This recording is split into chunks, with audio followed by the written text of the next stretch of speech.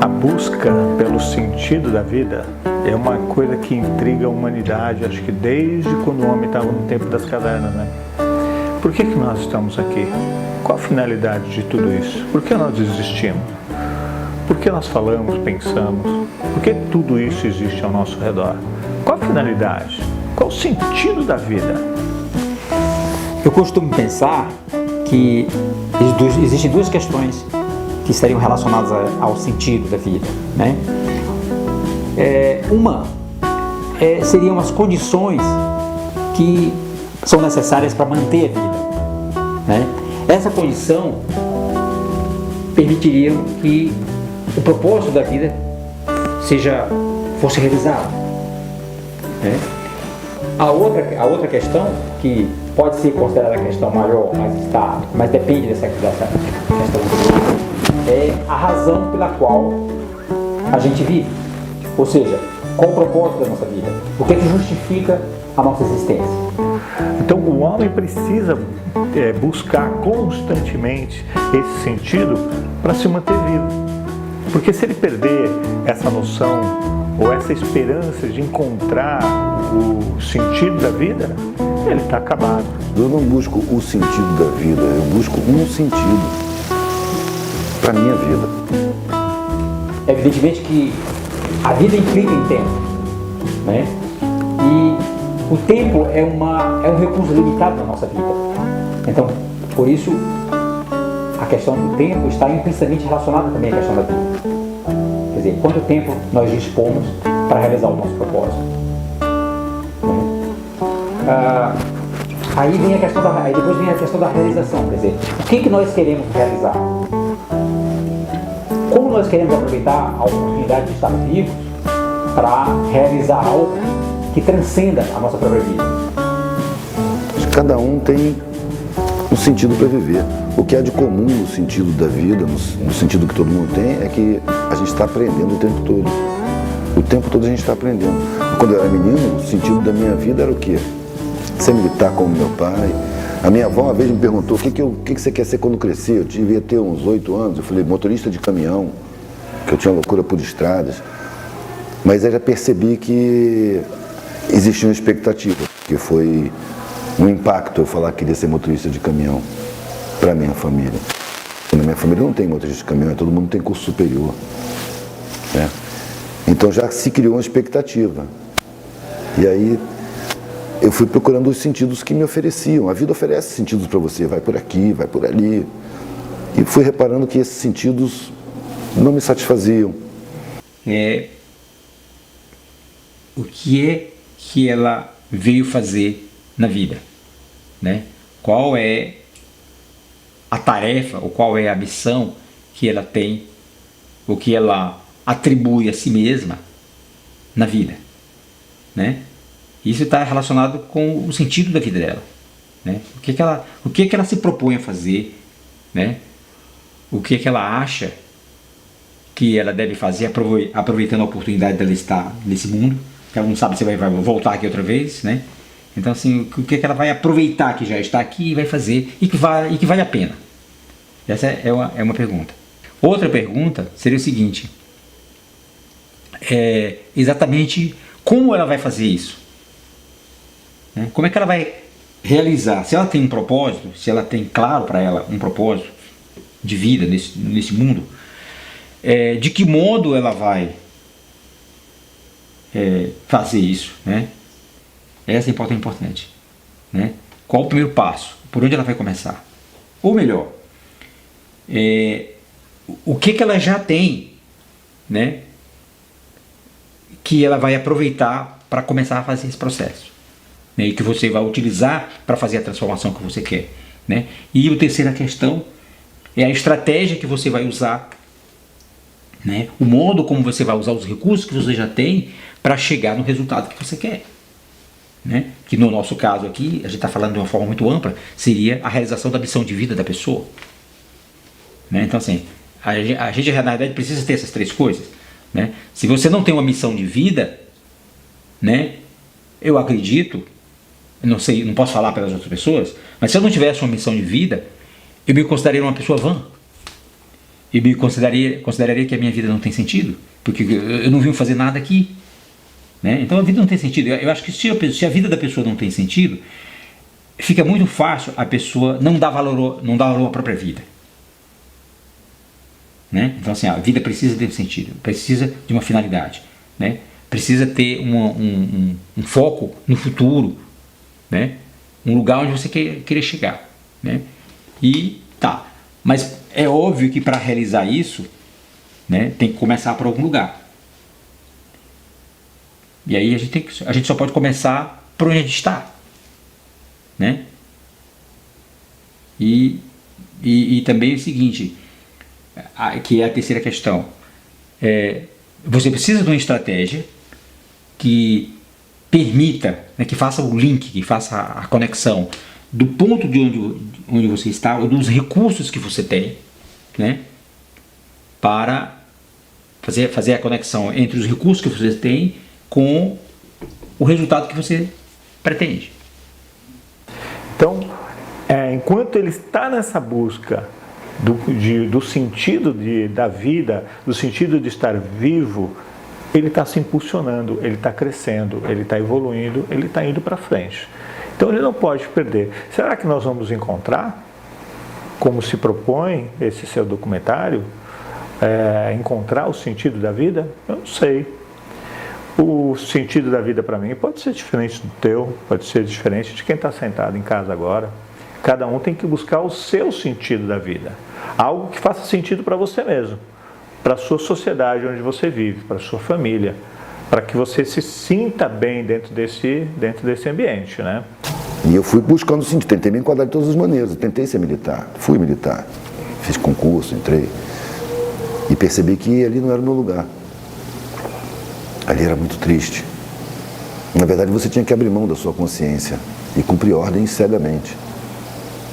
É muito difícil você questionar as ordens superiores. E se você pega a hierarquia, superior a você, o seu comandante, ele tem um superior que é um general de brigada, que tem um superior que é um general de divisão, que tem um superior que é o comandante do exército, que tem um superior que é o ministro da defesa, que tem um superior que é o presidente da república, que tem os superiores que são os financiadores de campanhas. Então, em última análise, quem comanda? Os financiadores de campanha. Donos de bancos, de mega empresas, de multinacionais. Eles fazem a política pública. Então, os sentidos iam se esboroando, iam se esfumaçando, assim. E um belo dia, eu já estava na faculdade, tentei ser militar, tentei ser bancário, fiz concurso do Banco do Brasil, trabalhei lá dentro, fiquei horrorizado com aquilo lá.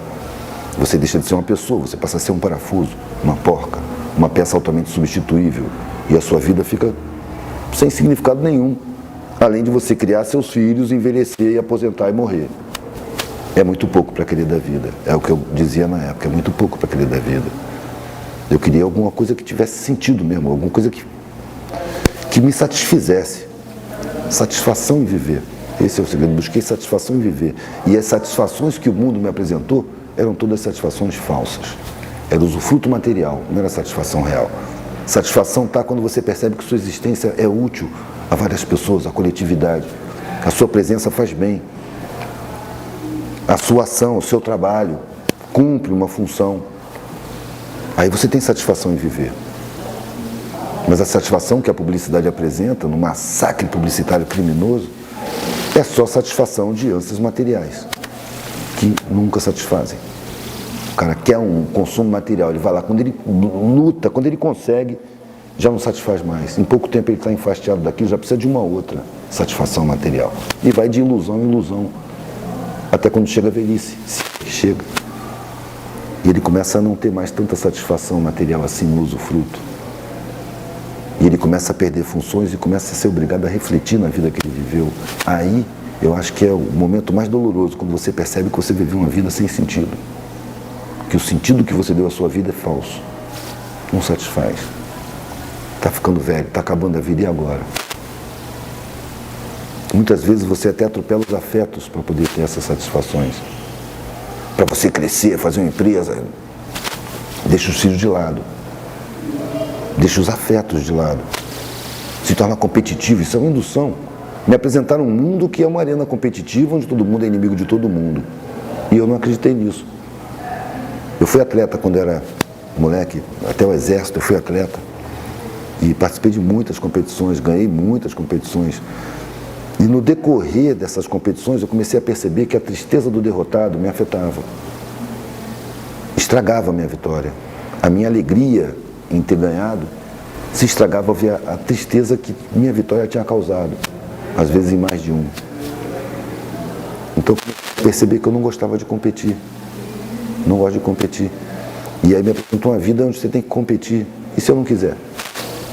Se eu inventar uma outra opção? Primeiro eu encontrei olhares preocupados. Você tem alguma coisa errada. Você precisa de ajuda. Mas a minha negação das propostas que me eram feitas era muito convicta. Não quero isso. Mas o que você quer? Eu não sei. Mas isso eu não quero. Não me serve. Eu não quero ser advogado. Eu entrei para direito. Fiz vestibular para direito. E eu não queria ser advogado. Eu era obrigado a fazer um curso superior pela expectativa familiar. De repente, no momento, eu me dei conta de que era a minha vida. Eu que ia viver minha vida. Estava na minha hora de decisão. Eu tinha que decidir. E eu decidi deixar aquilo lá e experimentar o que é não ter nada, o que é ser pobre. O pavor geral da classe abastada, eu fui experimentar. Porque mesmo sendo dessa classe, eu convivi muito com os pobres. Nos acampamentos, nas viagens, eu andava de carona. E eu percebi que eles não tinham medo da pobreza. E que eles viviam felizes, e rindo, e não dependiam, que a pobreza não era um fator de infelicidade. A miséria sim, mas a pobreza não.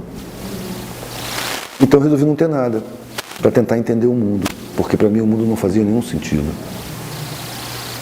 Eu sentia, eu já intuía que a gente era enganado, desde pequenininho. A gente já nasce com instinto libertário. A criança experimenta tudo, ela quer testar tudo, mas ela quer testar com a iniciativa dela. E aí quando chega nos 7 anos, bota na escola. Ali ela deixa de ser um indivíduo, vai ser um no coletivo.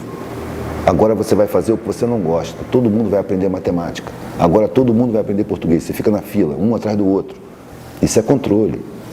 Vai quebrando a individualidade. Vai tornando a figura uma peça de um coletivo. Que serve muito bem para as empresas, mas que não serve nada para as pessoas. Transforma as pessoas em autômatos.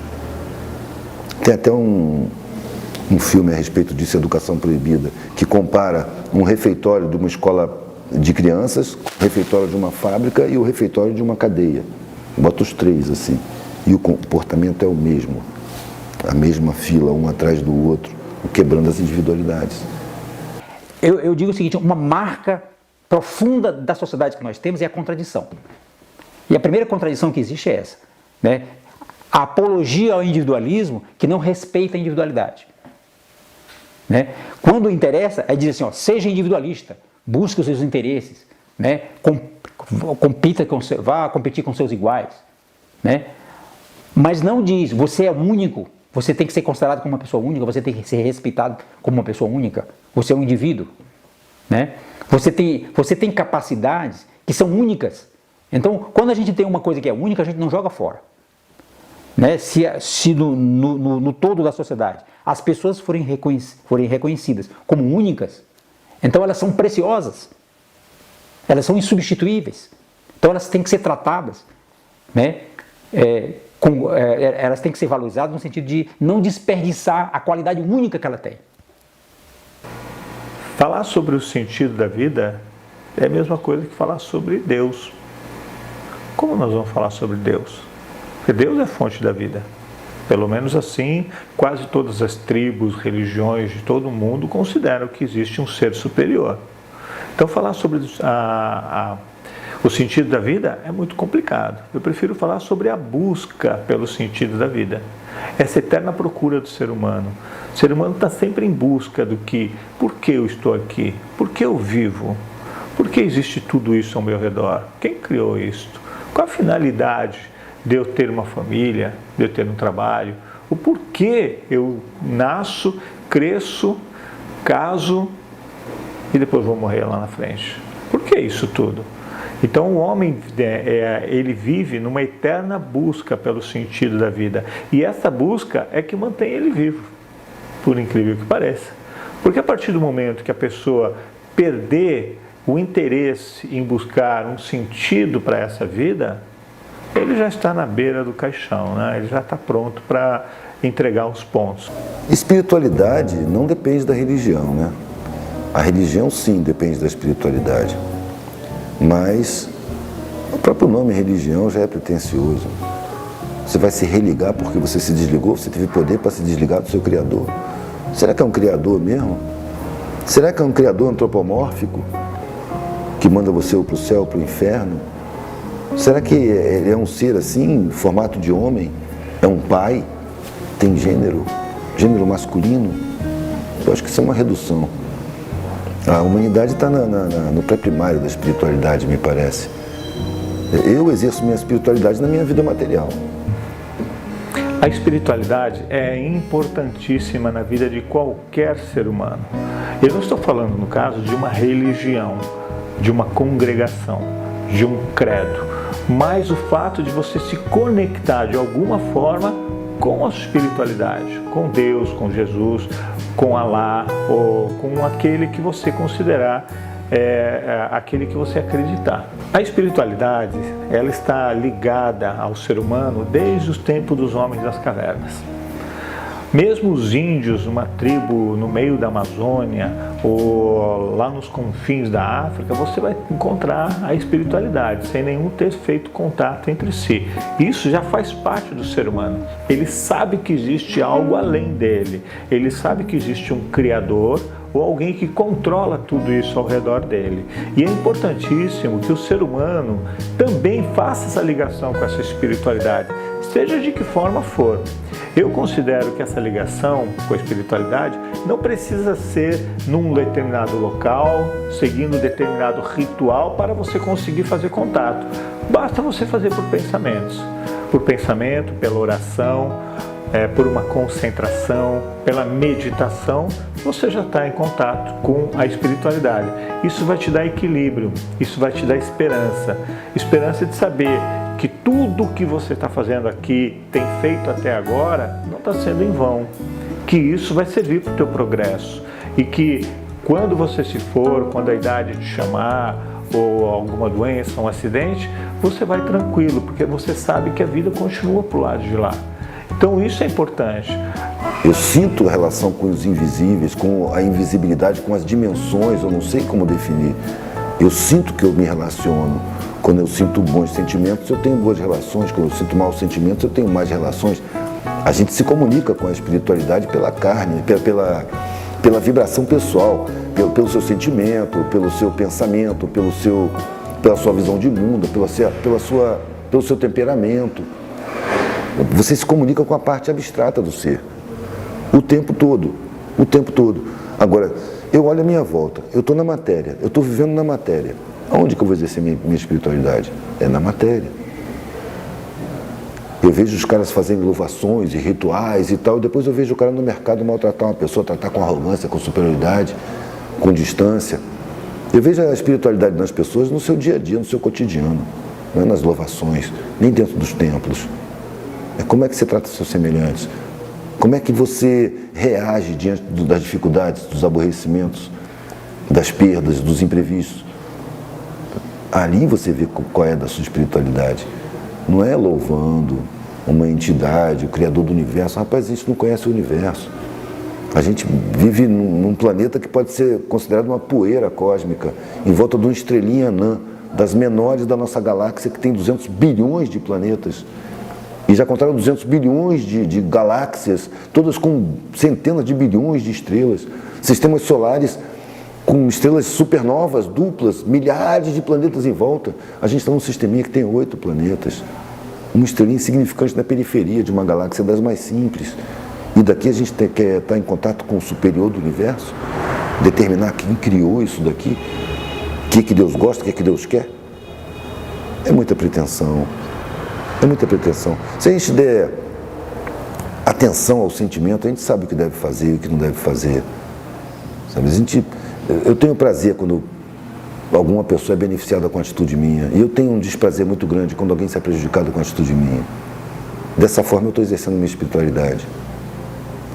Atento, como eu me comporto, qual é a minha ação dentro da coletividade. Daqui a pouco eu vou estar fora da matéria. Aí eu vou estar em contato direto com os invisíveis, com as realidades invisíveis, e aí eu vou tratar disso.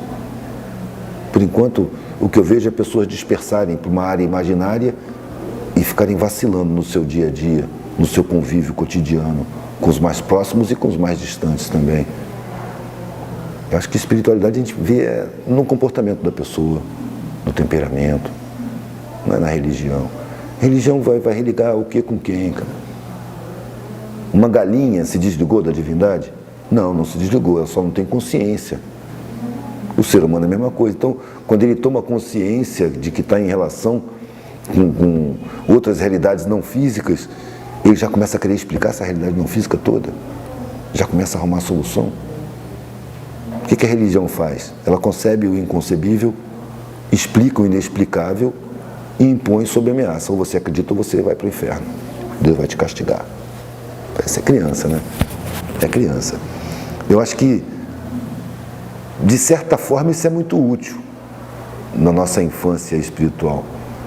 Porque as pessoas que fazem o mal sem pensar duas vezes, elas recebem o recado de que o mal é castigado e que o bem é premiado. Ela vai, no mínimo, aprender a fazer o bem por interesse e evitar fazer o mal por medo do castigo. Então, vamos dizer que isso aí é o pré-primário, é o jardim da infância. Depois vem outras etapas, né? O tempo está correndo no trilho da eternidade, tem muito tempo. Eu não acho que a gente começa quando nasce e nem que termina quando morre. Quando a gente nasce, a gente entra no mundo físico. Quando a gente morre, a gente sai do mundo físico. Por isso que eu digo que contrário de morte não é vida, contrário de morte é nascimento. A morte é o momento que você sai. O nascimento é o momento que você entra. A vida é o espaço que você tem, desde a porta de entrada até a porta de saída. No primeiro momento, né, a finalidade da vida é ela se autopreservar. Assim, todo organismo, todo ser vivo, o primeiro propósito dele é ele se manter vivo. Até para que ele tenha a possibilidade de ter um propósito, de realizar um propósito que seria uma continuidade disso aí. Né? Então, o primeiro propósito é manter a vida. Então, assim, e aí para manter a vida, como a gente já tinha falado, né, é necessário atender algumas condições, né, que vão permitir que a vida continue. Né? Mas assim, no nosso caso, que somos seres que temos pensamento, que formulamos questionamentos, né? Então a gente tem necessidade também de saber para que nós mantemos a nossa vida, né? Para que a gente, qual a razão da gente estar vivo, o que a gente pretende realizar com a vida que a gente dispõe, né? A gente vai ter um período de vida e vamos desaparecer ou vamos ser transformados em alguma outra coisa, né? Mas aí nós podemos nos perguntar o que nós vamos realizar nesse período, o que nós vamos fazer dessa oportunidade de poder usufruir da vida durante um certo tempo, né? O que vai ficar após a nossa morte, após a nossa transformação, mudança para alguma coisa, né? O que vai ficar dessa nossa existência, né? Então assim, como nós temos a possibilidade de fazer esse questionamento, né? Então assim, eu acredito que nós temos a necessidade de ter no nosso entendimento uma compreensão sobre isso. Tá, a gente vive, a gente mantém a nossa vida, a gente trabalha, a gente se alimenta, a gente, né, supre uma série de necessidades para manter a nossa vida. Mas assim, o que é que nós fazemos na nossa vida? O que é que nós queremos realizar por esse período que nós vamos estar vivos, né? Quer dizer, de certa maneira, a gente tem que ter uma resposta para isso aí, né? E porque eu acho que isso justifica o fato de você estar lutando, você estar trabalhando, você estar buscando manter a sua vida, porque, né? Se não houver é como uma caminhada, né? Quer dizer, você está caminhando, você está usufruindo do momento, você está curtindo a paisagem, a viagem, mas você sabe que você vai estar indo em alguma direção. Você vai chegar a algum lugar, né? Dali você vai determinar outro lugar para que você vai querer ir, mas você está indo para algum lugar. Ninguém sai de um lugar e sai passeando, andando, sem preocupação de onde vai chegar, né? Até porque, como a gente sabe, a vida da gente é limitada, né? A gente tem que chegar a algum lugar e desse algum lugar ir a outro lugar, né? Então eu acredito que assim, seria uma visão mais geral, ou uma visão mais é uma visão abrangente e ao mesmo tempo prática, né? Do que poderia significar a vida pra gente, né? O trabalho, ele é necessário para a sobrevivência do ser humano. Sem o trabalho, você não tem condições de ter o seu rendimento, que vai pagar suas contas e manter a sua qualidade de vida. A diferença de você ter a felicidade no trabalho está no tipo de trabalho que você faz. O que você faz é satisfatório? Você faz o que você gosta? Ou você tem um emprego onde você tem que cumprir uma função em troca de um salário? O trabalho para mim é fonte de satisfação pessoal. E dinheiro também. Mas tem que ter satisfação pessoal. Para mim, trabalho é isso. Então, como é que o trabalho vai deixar de ser uma tortura e vai se transformar em um prazer? Se a pessoa tiver possibilidade de escolher, né, a possibilidade de fazer aquilo que ela quer como trabalho. Eu sei quais são as minhas habilidades. Então, assim, eu quero fazer uma coisa onde eu aplique as minhas habilidades. Então, isso não vai ser um sacrifício para mim, isso não vai ser uma tortura para mim. Isso vai ser um prazer. Na realidade, isso vai ser uma condição para mim continuar ativo mental e fisicamente e preservando a minha vida. Então, esse tipo de trabalho não precisa de aposentadoria. Eu decidi na minha vida, num determinado ponto, que eu não queria mais isso para mim. Eu não queria trabalhar pelo dinheiro para ter o meu sustento. Eu queria trabalhar pelo prazer de poder trabalhar, pela felicidade de estar fazendo algo que eu gosto. Então, no momento certo, eu chutei o balde e passei a trabalhar com o que eu gosto, que são as produções cinematográficas, produções para TV, produções para cinema. Isso me satisfaz, isso me realiza. O dinheiro é uma consequência de um trabalho bem feito. Hoje eu não admito de forma alguma ter que trabalhar em algo que eu não quero, seja por que valor for. Nenhum valor vai compensar o meu desgosto, a minha insatisfação, a minha irritação de estar num lugar que eu não quero estar. Então aqui eu estou satisfeito, estou feliz, realizando um trabalho que me é satisfatório. Isso é qualidade de vida. O trabalho, a palavra trabalho já foi criada em cima de um instrumento de tortura chamado tripalho, né? Os impérios estão admirados pela inteligência da sociedade, que são o Império Grego, o Império Romano, a primeira democracia, que a maioria não votava, era só pessoas ricas, só homens e ricos que podiam votar, que nunca se baseava no escravagismo. O trabalho, o conceito de trabalho naquela época era tarefa para pessoal inferior. Trabalho é uma coisa aviltante. Gente de nível não trabalha, manda trabalhar. Essa é a mentalidade. Agora aqui, eles dizem isso para a elite. Para os pobres não, para os pobres o trabalho enobrece, o trabalho dignifica. E espertamente misturou-se o conceito de trabalho e emprego. O emprego é quando você tem um patrão, o emprego é quando você tem um superior, quando você está encaixado numa hierarquia. Um trabalho é quando você produz alguma coisa. Então o emprego é uma área muito limitada do trabalho, só que ela é apresentada para a gente como a totalidade do trabalho. Todo trabalho é emprego, a não ser as exceções, os profissionais liberais, são exceções. Regra geral, trabalho é emprego, ou seja, trabalho é patrão. Isso interessa a quem? A elites que andam de helicóptero, a elites, a exploradores do trabalho. Do trabalho, nos dá um retorno que a gente precisa, e ele precisa estar também, para ser uma coisa, vamos dizer assim, humana.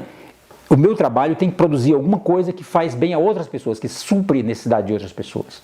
Então, aí eu fico em equilíbrio com o todo. À medida que a gente puder fazer isso, que as pessoas puderem fazer isso, aí nós estamos construindo uma sociedade ideal. Nós estamos construindo uma sociedade produtiva, né? Coerente, né? O trabalho, o suprimento das necessidades, a convivência, tudo isso passa a ser colaboração, tudo isso passa a ser produtivo. A relação de dinheiro e trabalho, ela está vinculada, ela precisa estar vinculada. Você precisa ter um trabalho para ter o teu rendimento, mas ela não pode estar presa, vinculada de forma concreta naquilo. Trabalha pelo dinheiro, ou precisa do dinheiro, trabalha. O dinheiro é uma consequência de um trabalho bem feito. Então esse é o objetivo do ser humano. Esse deve pelo menos ser o objetivo que o ser humano vai buscar. Buscar um trabalho que lhe realize profissionalmente, pessoalmente, que lhe dê satisfação. E se ele fizer isso com todo bom gosto, o dinheiro vai ser uma consequência daquele bom trabalho. E ele vai ganhar muito bem.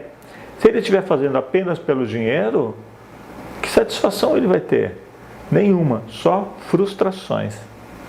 Da minha vida, ela ganhou uma paz muito grande quando eu resolvi que eu não queria vencer na vida. Eu queria viver. Não queria ser melhor do que ninguém. Se eu sou melhor do que você em alguma coisa, você vai ser melhor do que em alguma outra coisa. Ninguém é absolutamente superior a ninguém.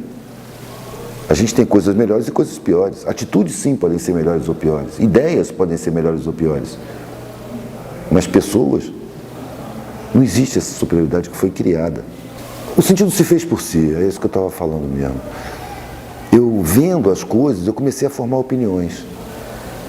E comecei a sentir necessidade de colocar essas opiniões no meu trabalho. E comecei a fazer brochinhos gravados em relevo no metal. Já passando do brinquinho, pulseira e colar, para os brochinhos. E botando pensamentos, desenhos, símbolos, dizendo o que eu pensava. De pouquinho em pouquinho, começou aos poucos. Bem primitivamente, com ácido nítrico, eu soldava com antena, soprando uma vela, fazia chama do maçarico, soprando uma antena de rádio. Soprava e ia com alicate, botava a solda, derretia a solda soprando, cara, era bem tosco mesmo. Mas eu comecei a ter prazer em colocar o que eu pensava no painel para vender. E foi crescendo aquilo até que no meu painel, nos meus painéis só tinha brochinhos dizendo. Era raro ter um brinquinho ou outro que eu fazia muito de vez em quando, um colar. O mais que eu tinha era broches. E sempre ideológicos, sempre não doutrinários, mas questionando a realidade, propondo ideias novas, trazendo frases de gente grande por aí, Barão de Tararé, o Gandhi, Raul Seixas, Bob Marley, tanta gente. E comecei a ver que isso fazia as pessoas refletirem e que isso, além de tudo, me colocava em contato com pessoas reflexivas. Então a troca se intensificou, comecei a aprender mais, a desenvolver mais e comecei a ver pessoas me agradecendo. Pô, muito bom o seu trabalho, cara, obrigado por ter aparecido, chamar outras pessoas, não outra vez que eu estou passando com os painéis, chega aí, ó, esse cara que eu estava falando com você, pá, senta aí, deixa eu ver aqui, já, tá como? Aí eu comecei a me sentir útil, comecei a ver que o meu trabalho tinha sentido, que minha vida estava tendo sentido. Que eu estava realmente causando reflexões, que foi uma proposta que eu fiz quando eu tinha 19 anos, quando eu peguei a estrada. Vou dedicar minha vida a questionar essa sociedade, a refletir a vida, os valores. Eu vou causar pensamento, é o que eu quero, causar reflexão. Mas de repente eu percebi que já que eu não podia fazer grandes coisas, eu podia fazer um monte de coisinhas. E era o que eu estava fazendo. Começou com os brochinhos, agora são desenhos, quadros, escritos. Estou botando para fora o que eu preciso botar. E esse é o sentido da minha vida. Sem querer mudar o mundo, mas percebendo que o mundo está em mudança constante. Que é uma ilusão essa história de que nada muda. Está tudo mudando o tempo todo. Só que eu resolvi que eu quero escolher como participar dessa mudança. A mudança é permanente. Eu quero participar da maneira que eu escolher. E não, como eu disse antes, da maneira que me foi imposta, da maneira que me foi condicionada, que me foi induzida. Não, eu quero escolher.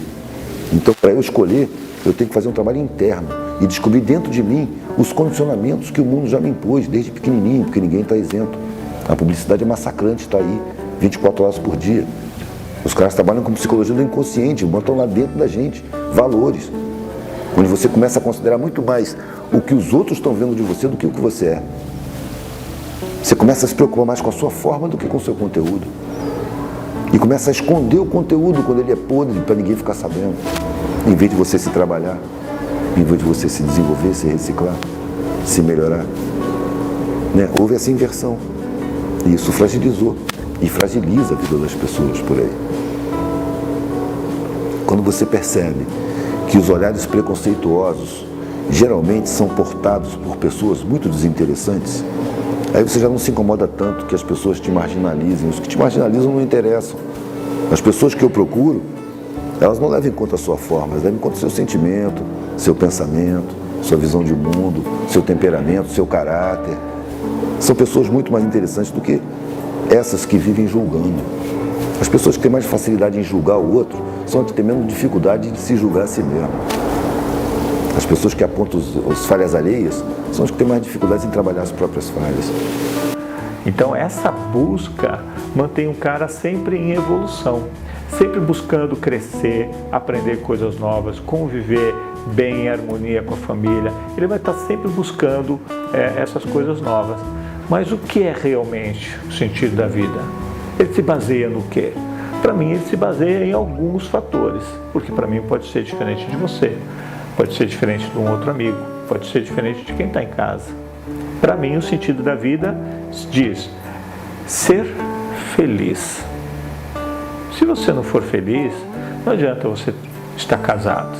Você não é feliz, qual o sentido disso? Qual o sentido da tua vida conjugal? Você ser feliz no trabalho, fazer um trabalho que te realiza, que te satisfaz. Se você não é feliz no trabalho, qual o sentido de você trabalhar? Trabalhar só pelo dinheiro? Você viver numa sociedade em que você participa e é aceito por ela.